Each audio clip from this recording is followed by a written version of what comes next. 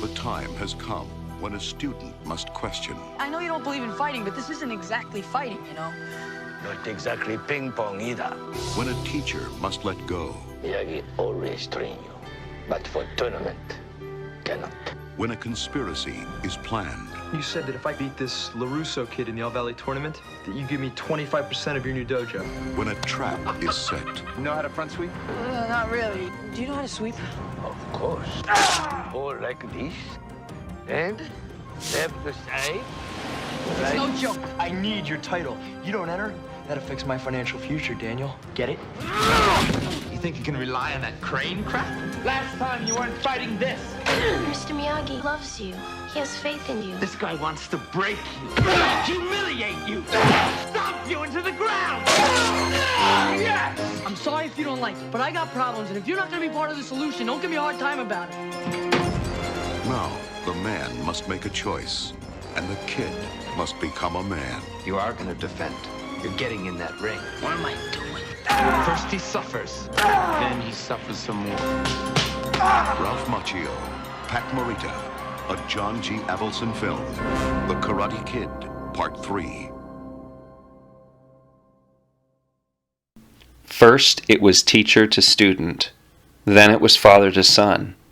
Now, it's man to man.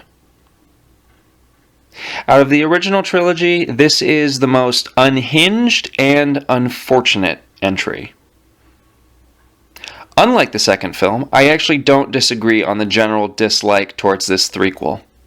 This is when the writing on the wall started to come for this franchise, unfortunately. Where the second movie felt like it had its own identity because of its shifting of settings, this movie does not have that same luxury, unfortunately.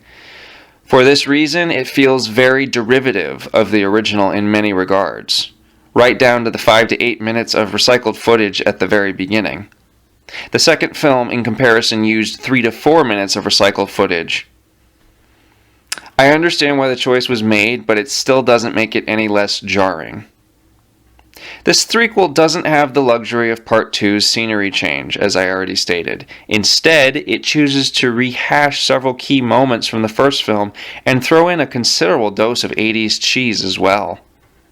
On top of that, the tone is far darker than the first two, and that doesn't really jive well with the added cringeworthy dialogue.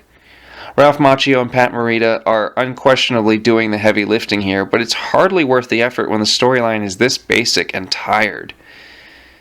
Terry Silver is a fairly memorable villain alongside the return of John Kreese, but both of them feel like mustache-twirling bad guys here, and no, not in a good way. Everything about this third film feels rather disconnected from any and all emotions, besides anger. Daniel and Mr. Miyagi have a temporary falling out that's genuinely sad to see. There's a lot more violence peppered into the mix, and just like the second film, the final fight feels rushed and wildly anticlimactic. Despite some very committed performances from Macchio and Morita, it's not hard to see why this final installment of the trilogy typically leaves a bad taste in the mouth for fans and audiences alike. I don't outright hate it, but it is definitely the weakest entry of the trilogy by far. I give The Karate Kid Part 3 2.5 out of 5 stars. Thank you so much for listening.